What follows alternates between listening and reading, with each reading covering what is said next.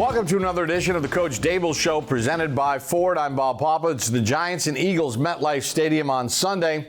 Got a big show lined up for you. We'll go to the coach's tape with strategy. We'll look at extra effort plays, all that and much more coming up on the show. But as always, I'd like to welcome in the head coach of the Giants, Brian Daboll, and my co-host, Carl Banks. And Coach, obviously a lot of frustration on Sunday night as you get ready to play Philadelphia this week, but some things, positives that you take out of this game, especially what you guys did defensively.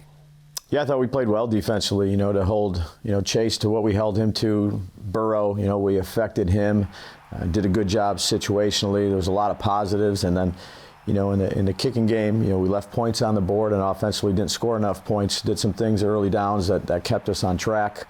Was good on third down, fourth down, and short, but once it got longer and in the red zone, a critical turnover that, really stalled our drive. Coach, can you talk a little bit about the growth of this young defensive backfield? It seems like every week you start to see more and more normalcy, which, they just look like they feel real comfortable there now. Yeah, and that's important, the development of our young players. I think Jerome, he meets with those guys, it seems like 24/7, and they've put a lot of hard work and effort into it. There's a lot of communication that goes on in the back end, and each week they've gotten a little bit better, and when you get better and you do things well, you get more confidence, and we're trending in the right direction. Let's talk about the task at hand, the Philadelphia Eagles, who'll be playing on Sunday afternoon. Pretty obvious. They get Devontae Smith back last week. They get A.J. Brown back last week, and both guys make explosive plays. How do you slow those guys down? Yeah, the hits just keep coming with yes, every week with receivers. So now there's two of them with those two guys, and they're a little bit different, but they're extremely productive. A.J.'s been one of the best receivers in the league for the time since he's been in the league, coming out of Ole Miss, strong, exceptional body control, great hands, and Jalen will give him a chance. He puts the ball in play, allows him to go up and make plays on the ball, and he's a strong runner. And had Smitty there at Alabama, very, very smart player, instinctive, crafty route runner, very good hands. They're a formidable duo. It seems like that we have that every week, and Jalen will give those guys chances. They both can run after catch. They're explosive. They're a dynamic group on offense. And then you add Saquon to the mix. Goddard, we'll see where he's at. This is as good of a group of skilled players as we played. Coach, can you talk a little bit about the offensive line and what they're doing for Jalen Hurts? He's not the runner he used to be, but it seems that they can buy him time so that he can hit those long passes. Yeah. They've been together with that position coach for a long time. He's exceptional, and those guys do a good job. They just, they have a good scheme. They've been around it. I know Kellen's new, and he's put his own twist to things, but they got good players. They execute well, and they're a very tough team. Coach, last week they put 5 sacks up on the board against Cleveland. Obviously, it's changed a little bit over the years. No more Fletcher Cox there, but they still have guys that can get after the quarterback. Schematically, have they changed a lot with a new defensive coordinator? Yeah, Vic's done this a long time. And he's one of the top coordinators in the league. He's been that way since he's been doing it. He presents you different challenges. Again, they have some guys. Seems like they got Georgia's defense when you come out there and look at it. But big, long, athletic, good defense. Coach, we appreciate a couple minutes. Thanks, we'll guys. see you later on in the show. That's the head coach of the New York Giants, Brian Daboll. When we come back, extra effort play, all that and more here on the Coach Daboll Show, presented by Ford. Welcome back to the Coach Daboll Show, presented by Ford. It's the Giants and Eagles on Sunday afternoon at MetLife Stadium. Let's take a look at the game recap of the Giants' Sunday night showdown with the Bengals. Giants and Bengals getting set to start. 63 degrees, clear skies. Got the stadium dark as the Giants are being introduced.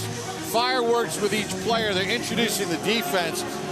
And the fans all receive these little wristbands that light up and they synchronize and they can be controlled in the different colors. Really cool look for the fans here this evening on Sunday Night Football.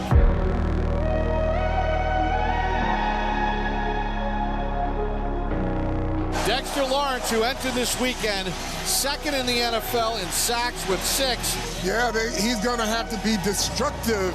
He can impact the effectiveness of Joe Burrow right up the middle. Giants lead the NFL with 22 sacks on the season.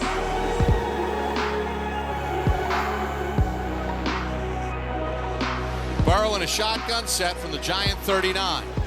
Takes the snap, back, pumps, under pressure, and he's going to get sacked on the play. Brian Burns comes up with a sack, his third. Burrow takes the snap, drops straight back, and he's going to run, and there he goes. He's going to get a first down and more. He dives for the pylon, and he's in for the touchdown. 47 yards for Joe Burrow, the longest run of his career. Shotgun set for Burrow. Inside handoff for Moss, gobbled up by Burns for a loss of 3. Double receiver set. Off the play fake, rolls right, getting pressured by Ojulari, and he trips him up by his ankle at the 43. It's a 2-yard loss. Burrow again is brought down. Ojulari is having a half. The fourth-year man out of Georgia. Set, takes the snap, back to throw. He's under pressure, trying to escape. Avoids one man, and then finally slammed down by Dexter Lawrence. Sack number 7 on the season for Sexy Dexy. 2nd and 3 at the Giant 30. Handed off for Brown. Brown's got a first down right up the middle. He'll take it to Payback for a touchdown. And Cincinnati does enough. 2 big plays on 3rd downs iced the Giants' fate here tonight. And the Giants will fall to 2-4. The final score from MetLife Stadium, the Bengals 17 and the Giants 7.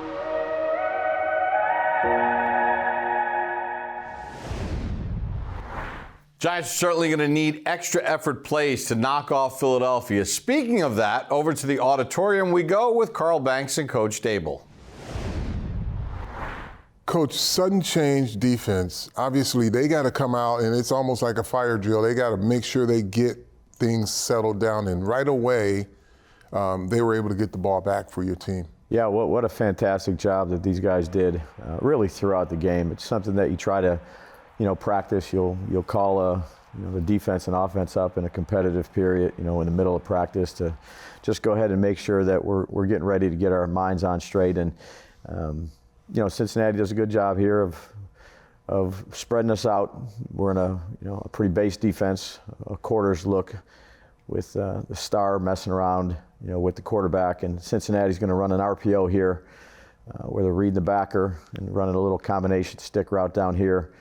So Burrow sees his key and he hands it off. And, it's a great job by the front guys with playing with great technique, hands, leverage, setting the edge. And then really, Nacho 2-gap in this guard, Aziz setting the edge and falling back into the mix. The double team is getting taken up by Dexter. Mm-hmm. These 2 guys are really assigned to come up to block Bobby. So Dexter does a great job of taking 2 guys and not letting them off.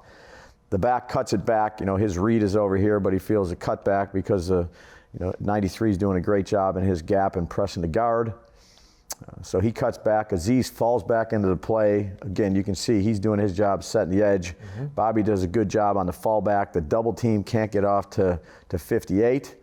Aziz falls in and makes a good form tackle, and Bobby sees him going to the ground, and it's something that we stress, seems every day with, how we get the ball out. Bobby comes in with a kind of a right hook right there as the ball carrier is going to the ground, knocks it out, and, Micah recovers it. Does a great job of not trying to scoop it up. It's in traffic, kind of cradles it, gets into that fetal position, and huge play after a sudden change. For a defense, like you said, you're coming out, it's like, dang, here we go. We just turned it over. But great resiliency and a great job getting the ball back. Coach, can you just go back, because you talked about the job that the guys up front did. But the clean look for your linebacker is what that allowed, right? Absolutely. There's nothing muddled there. The linebacker can see exactly and knows exactly where he can go because no one's getting pushed off the ball either. Absolutely. So they really have 5 blockers for 5 defenders. And, you know, it was a great play by Aziz, setting the edge, a great knockout by 58. But again, you just go back to 97, you know, he's got 2 guys on him, and now they have 5 blockers blocking 4. So we have a free player where Bobby can go ahead and do a good job of reading the path of the back, filling the hole, and then ultimately finishing the play as we go to the ground. But, you know, anytime you can, you know, take one guy and have 2 guys on him, you know, it's going to free somebody else up. And that usually happens with Dexter. Well, Coach, this has been a defense that is starting to grow and get more and more consistent, and hopefully as the season goes on, this type of effort travels. Absolutely. We're just getting started here on the program. Much more to come here on the Coach Daboll Show, presented by Ford. Sunday Night Football here at Giants Stadium. The Giants and Eagles both at 1-2. For the Giants, this is kind of a must early in the season. You can't go to 0-2 at home. McNabb takes the snap, drops back, has time. Now it gets flushed out to his right, gets dragged down and sacked from behind by Osi Umenyiora. Back to pass. Under pressure from Umenyiora, running again, and he's sacked by Osi. Second sack of the ball game for Umenyiora. McNabb takes the snap, drops back under pressure, sack, ball is loose. And the Eagles recover it. 3 sacks here in the first half. McNabb back, pumps under pressure, sacked by Umenyiora at the 1. Osi's 4th sack of the ball game. So Osi's 1 sack away from a new single game record. McNabb back, under pressure, gets sacked by Umenyiora. New team record by Umenyiora.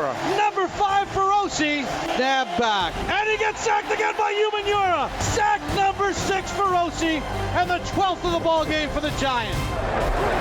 I'm not worthy. I am not worthy. Osi with the singles game sack record in Giants history coming against the Philadelphia Eagles. As we welcome you back to the Coach Daboll Show presented by Ford, let's send it over to Sean O'Hara with Tyrone Tracy. All right, thanks, Bob. All right, Trace, let's talk a little bit about this running back position. Yeah. You're doing a great job of. Monster breakout game against Seattle you had. Yes, sir. Scored your first touchdown against Cincinnati. What was that like? It was amazing. I think MetLife is probably one of the greatest stadiums I've ever been in.